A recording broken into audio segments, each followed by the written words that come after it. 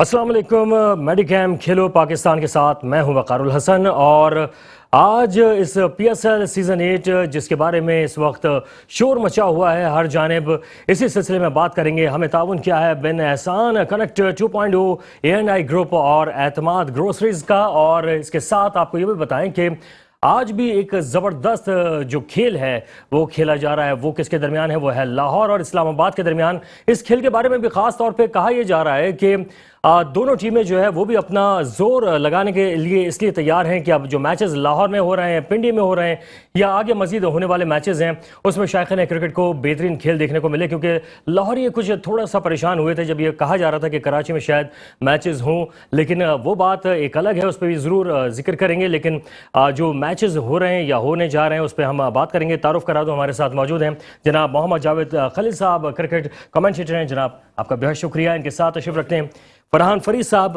Cricket analyst हैं। जनाब आपके भी बेहद शुक्रिया। और आज के मैचेस के हवाले से बात करेंगे। साथ ही साथ हमारे साथ group managing director Medicam group of companies Junaid Khalil साहब मौजूद हैं। जनाब आपका भी बेहद शुक्रिया।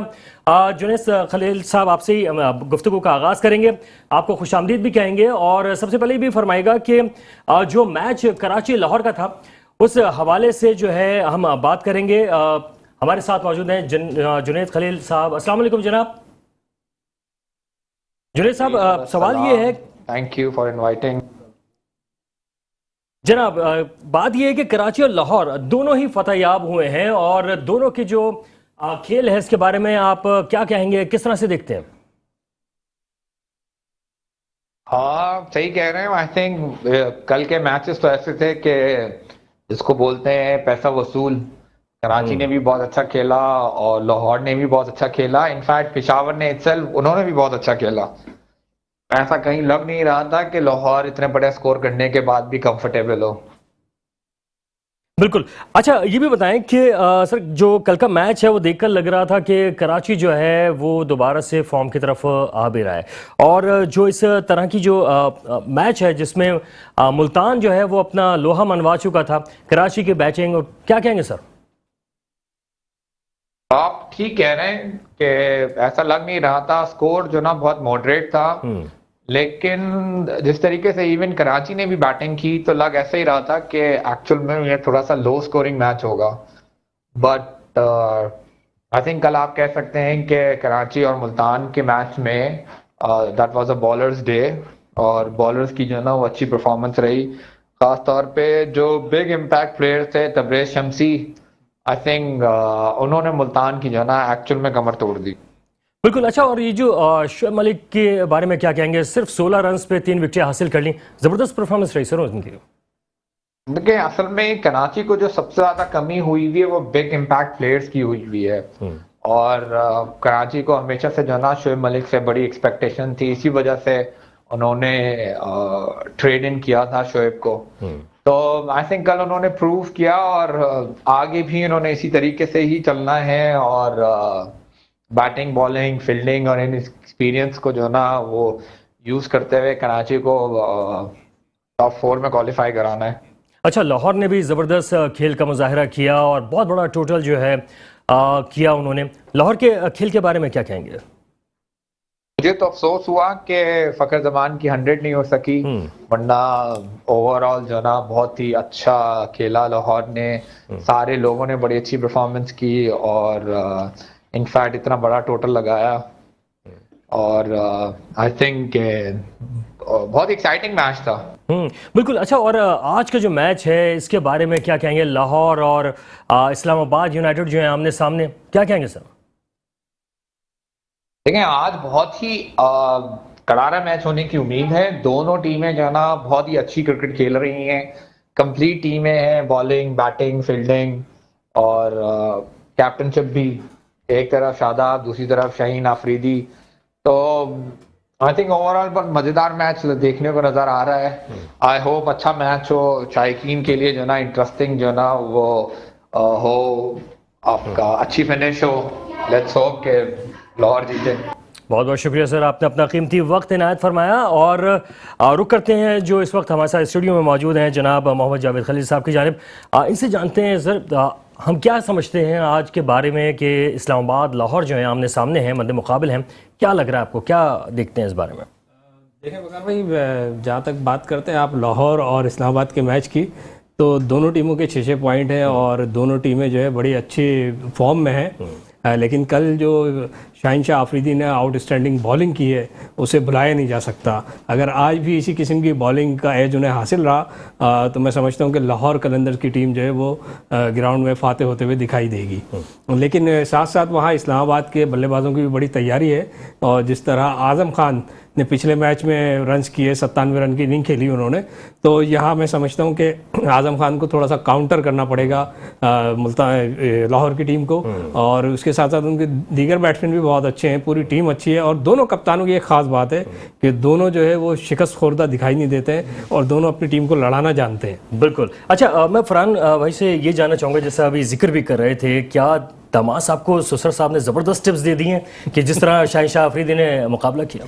जी बिल्कुल, उनका इलाज भी हुआ है, बेहतरीन इलाज हुआ है, काफी अच्छे से इलाज चल रहा था और इस दौरान उनका निकाह भी हो गया। बहरहाल ये तो एक लेकिन मैं आपको फैक्ट एंड फिगर बताऊं, इस्लामाबाद यूनाइटेड और लाहौर कलंदर के दरमियान अब तक 15 मैचेस पीएसएल के अंदर खेले जा चुके हैं, जिसमें 9 में कामयाबी हासिल की है इस्लामाबाद यूनाइटेड ने और 6 मैच जीते हैं लाहौर कलंदर ने। लेकिन एक दिलचस्प बात यह है कि आखिरी जो 5 मैचेस खेले गए हैं उनमें सिर्फ 1 मैच इस्लामाबाद यूनाइटेड जीत सका है, जबकि 4 दफा लाहौर कामयाब हुआ है। और फकर जमान इस इनिंग से पहले जो उन्होंने खेले 324 रन बना चुके हैं इस्लामाबाद के खिलाफ और 289 रन आसिफ अली बना चुके हैं और 18 विकेट लेके फहीम अशरफ और शादाब खान वहां से सरफहरिस्त हैं और हारिस रऊफ और शाहिनशाह आफरीदी 13 और 12 विकेट लेके यहां सरफहरिस्त हैं।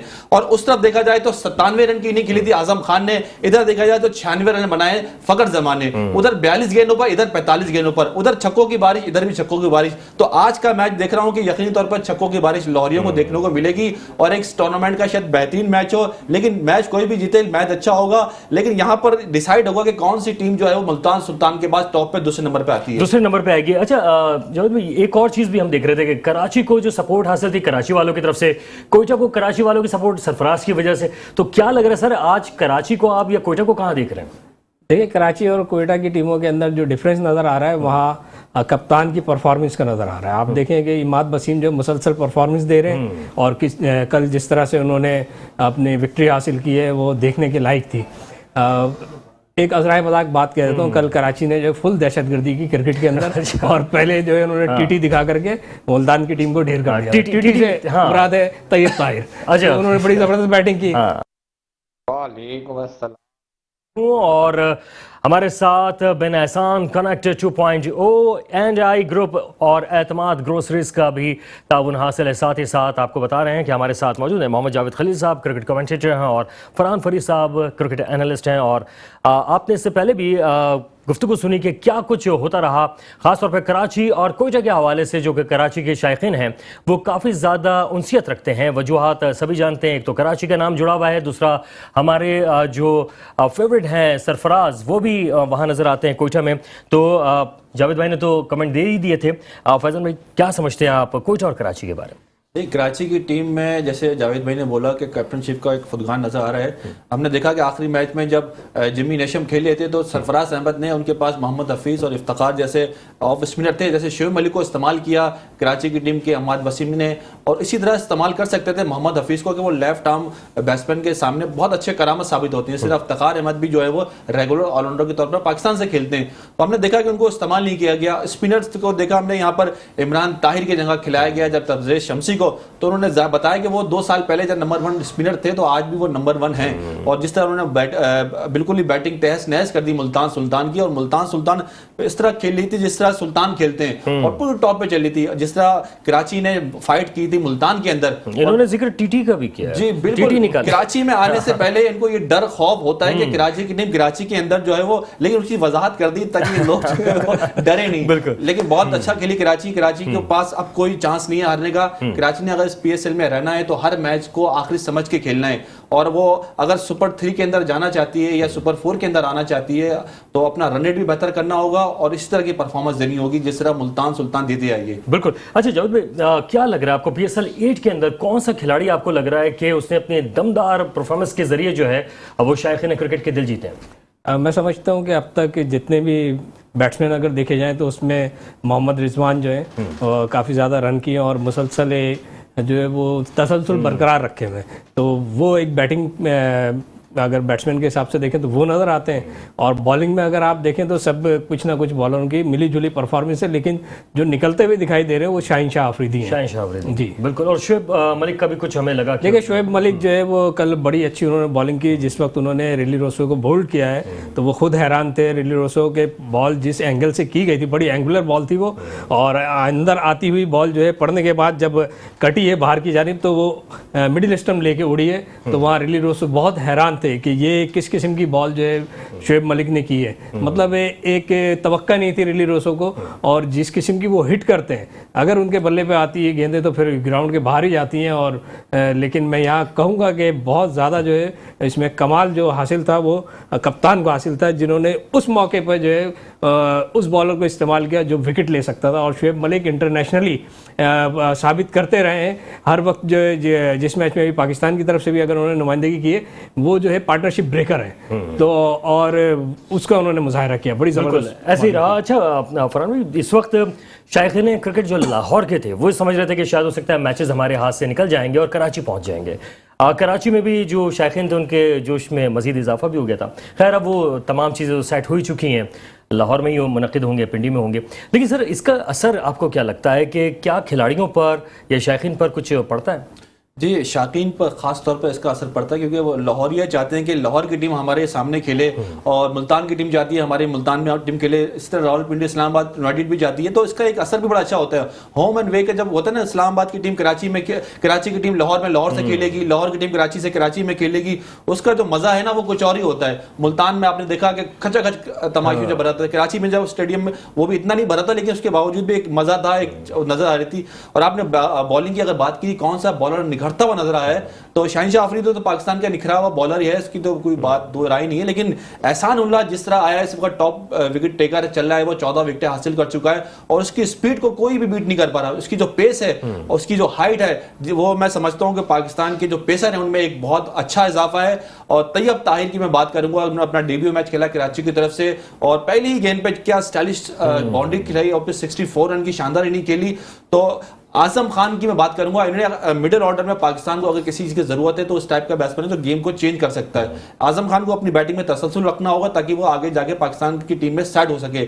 और कप्तान की बात करूंगा, पाकिस्तान की टीम में इस वक्त बहुत जरूरी है इस तरह के कप्तान, शाहीन शाह अफरीदी, शादाब खान जैसे कप्तान चाहिए हमें, क्योंकि बाबर आजम जो है वो सॉरी टू से बहुत बड़े बैट्समैन है, मैं उनका बहुत बड़ा फैन हूं, लेकिन कप्तानी के लिहाज से देखा जाए तो वो इस वक्त बुरी तरह फेल हुए हैं टेस्ट मैचों में भी और ओडीआई में भी और T20 में भी। तो मैं चाहता हूं कि शादाब और शाहीन शाह अफरीदी ये पाकिस्तान की टीम है, मतलब कोई इसमें वो नहीं है कि मेरी पसंद नापसंद, जो लड़का अच्छा कप्तान है वो पाकिस्तान का कप्तान भी होना चाहिए। बिल्कुल यही जो बात है, इसी को जरा सा आगे बढ़ाएंगे क्योंकि ये हम देख रहे हैं कि जो बाबर की परफॉर्मेंस है उस तरह से नहीं, जैसे भी आपने रिजवान का जिक्र किया, रिजवान जो है वो उससे ज्यादा बेहतर खेल रहे हैं। इसी तरीके से जो दीगर हमें खिलाड़ी उभरते हुए नजर आ रहे हैं, क्या इस तरह टेस्ट करके अभी से हम अपने मजीद जो आगे के मुस्तकबिल के कप्तान है वो बना सकते हैं? जी बिल्कुल, मैं तो समझता हूँ ये PSL 8 के अंदर जो है आपके तमाम जो खिलाड़ी कप्तानी कर रहे होते हैं उनका टेस्ट ही हो रहा है। और इसके अंदर जो है आप अगर देखें तो चले रिजवान तो वो सेकंड कर रहे हैं बाबर को, लेकिन यहाँ जिस तरह से उन्होंने बात की फरहान भाई ने कि किस तरह से इस्लामाबाद के शादाब खान है और दूसरी तरफ से जो है शाहीन शाह अफरीदी लाहौर कलंदर्स के, तो इनके अंदर भी एक आपस में मुकाबला चल रहा है। तो इस मुकाबले की फिजा के अंदर जो है आपको जिस तरह से इंटरनेशनल टीमें करती हैं, बड़ी टीमें इंग्लैंड है, ऑस्ट्रेलिया है, न्यूजीलैंड है, साउथ अफ्रीका है, उस पैटर्न पे हमें आना पड़ेगा कि आपको टेस्ट का कप्तान अलग करना पड़ेगा, वनडे का अलग करना पड़ेगा, T20 का अलग करना पड़ेगा। तो T20 के अंदर आपके कप्तान तैयार हैं। जहाँ इन्होंने शादाब और शाहीन शाह अफरीदी की बात की है तो वही मोहम्मद रिजवान भी जो है वो अपनी कप्तानी के जौहर दिखा रहे हैं। और इमाद वसीम खैर टीम में तो नहीं है, लेकिन उनकी कप्तानी पिछले 2 मैचों में जो मैच वो जीते हैं उनमें देखने के लायक थी। तो यहाँ बिल्कुल सही कह रहे हैं कि कप्तान जो है यहाँ निकल करके आ रहे हैं। और मेरे ख्याल में इन सब 6 कप्तान जो इस वक्त खेल रहे हैं, अगर T20 का बेस्ट कप्तान अगर आप समझते हैं तो मैंने देखा है मेरी नज़र से वो शाहीन शाह अफरीदी हैं लाहौर कलंदर के, वो मुस्तकबिल के कप्तान T20 में मुझे दिखाई देते हैं। अच्छा, लेकिन इसमें एक और मसला जो आ रहा है वो ये है कि हमारे जो खिलाड़ी तैयार हो रहे हैं वो या तो T20 या वनडे के लिए हैं, टेस्ट में हमें वो चीज़ परफॉर्मेंस नजर नहीं आती है। बिल्कुल आपने सही बात की और बहुत ज़बरदस्त आपने पॉइंट आउट किया है। हमारी टीम इस वक्त जो है ना वो मैं देखूं कि हम लोग तकरीबन कई दहाइयों के बाद हम अपने होम ग्राउंड पे टेस्ट सीरीज मुसलसल हारे हैं। मतलब हम 4 टेस्ट मैच लगातार अपने होम ग्राउंड पे, हम व्हाइट वॉश इंग्लैंड से फर्स्ट टाइम पहली दफा हुए। हम इंग्लैंड में भी कभी व्हाइट वॉश नहीं हुए, हम पाकिस्तान में हिस्ट्री में पहली दफा व्हाइट वॉश हुए। इसकी क्या वजह है? अब हमारा 8 PSL हो चुके हैं, तकरीबन ये 9 साल हो गए PSL को। अब 9 सालों में हमने अपनी PSL को सबसे बड़ा ब्रांड बना लिया। हमारा सबसे बड़ा इवेंट कायदे-ए-आज़म ट्रॉफी हुआ करता था, पैटर्न ट्रॉफी हुआ करती थी, ग्रेड 2 क्रिकेट यहां से लड़के आया करते थे। अब हमने कहा है कि PSL को हमने टारगेट कर लिया है, यहीं से हम टेस्ट मैच को देते हैं लड़के, यहीं से वनडे में भी देते हैं। अब PSL का लड़का जब टेस्ट मैच में जाता है तो उसकी जो गेम बिल्कुल चेंज हो जाता है। हम यहाँ 4 रोजा मैच जो कायदे-ए-आज़म ट्रॉफी के उसके जो टॉप स्कोरर होते हैं, जो उसके विकेट टेकर होते हैं, उसको बिल्कुल नजरअंदाज कर देते हैं। यही वजह है कि हमारी टेस्ट टीम तैयार नहीं हो पा रही। हम बड़ी क्रिकेट के बारे में नहीं सोच रहे, हमारा रिदम नहीं बन पा रहा। तो टेस्ट में हम देखें, इंडिया की टीम, ऑस्ट्रेलिया की टीम, इंग्लैंड की टीम, इनका पहला फोकस होता है 4 रोजा मैच, टेस्ट मैच, उसके बाद ये T20 उसमें जाते हैं। लेकिन अनफॉर्चुनेटली हमारे पास PCB को यहाँ ध्यान देना पड़ेगा कि बड़ी क्रिकेट के लिए हमें जो लड़के तैयार होंगे वो सारी क्रिकेट खेल सकते हैं। तो असल में लगता है ऐसा कि हमारे पास किसी के पास टाइम नहीं बचा हुआ, जल्दी जल्दी बस खेलो और फारिग हो जाओ, टेस्ट की तरफ ध्यान नहीं है। लेकिन इसमें एक और चीज़ भी, इदारों की क्रिकेट के हवाले से जो सिटी साहब हैं उन्होंने कहा कि जनाब उसकी तरफ भी हम जाएंगे, तो कुछ हौसला अफजाई आपको लग रहा है कि होगी खिलाड़ियों की? देखें, बिल्कुल होगी। और पहले भी जो है हमारे डोमेस्टिक के साथ साथ जो है डिपार्टमेंटल क्रिकेट जो है वो बहुत ज़्यादा आगे थी, और इसी ने जो बड़े बड़े प्लेयर दिए। खुद इमरान खान साहब जो PIA की जानिब से खेलते थे, इसी तरीके से जो है हर हुक्मरान कोई अच्छे फैसले सारे नहीं करता है और हर हुक्मरान कोई ख़राब फैसले नहीं करता है, गलती हो जाती है। यकीनन मैं समझता हूँ कि अगर कभी मुस्तकबिल में दोबारा मौका मिला, इमरान खान दोबारा वज़ीर आज़म बने, तो मेरे ख्याल में वो अपने इस फैसले पे ज़रूर नादिम होंगे, और मेरे ख्याल से जो आइंदा डिपार्टमेंटल क्रिकेट को वो बंद नहीं होने देंगे। ये मेरी ख्वाहिश है, और उन्हें भी इस चीज़ पे नज़र रखना पड़ेगी, क्योंकि जब डिपार्टमेंटल क्रिकेट बंद हुई थी तो बहुत सारे क्रिकेटर जो है बेरोजगार हो गए थे। जिस नर्सरी से आप खुद निकल कर आ रहे हैं उसको आप कैसे बंद कर सकते हैं? आप जिस लेवल पे जाकर के सोच रहे होते हैं कि ऑस्ट्रेलिया का आप स्ट्रक्चर देख रहे हैं, तो उनके यहाँ लोग कितने रहते हैं, उनकी आबादी कितनी है, और उनके पास कितने जो है वसाइल हैं। हाँ, हमारे पास जो है आबादी ज़्यादा है, हमें सब लोगों को जो है कहीं ना कहीं खपाना है, ताकि जो हर आदमी अपने अपने शोबे में खप जाए। जो अच्छा एंकर है वो एंकरी करे, जो अच्छा मुबस्सिर है वो मुबस्सिरी करे, और जो अच्छा क्रिकेटर है वो अपनी क्रिकेटरी करे। तो ये चीज़ें जो है देखना पड़ती हैं शोबे के हिसाब से। यहाँ पे जो है आपको शोबे के अंदर जो चीज़ नीचे से खिलाड़ी ऊपर आ रहा होता है, उस खिलाड़ी को लाना पड़ेगा। डिपार्टमेंटल क्रिकेट को जिस तरह नजम सईद साहब ने रिवाइव किया है, ये एक उनका अच्छा काम है। तो ये अच्छे काम कोई भी करे उसकी तारीफ करनी चाहिए। जनाब, बेहद शुक्रिया आप तमाम मौजूद मेहमानों का कि आप लोग तशरीफ़ लाए, और इसके साथ ही प्रोग्राम का वक्त भी ख़त्म हो रहा है। दिल तो ये चाहता है कि मज़ीद इस पर बात की जाए, ख़ासतौर पर इस्लामाबाद और लाहौर का मुकाबला है, उसमें दोनों टीमों के लिए दुआएं हैं, और PSL 8 के लिए भी बहुत सारी दुआएं कि इस तरह मज़ीद हमारे खिलाड़ी जो हैं वो आगे उभर कर आते रहें। वक़ारुल हसन को भी इजाज़त दीजिएगा। अल्लाह हाफ़िज़।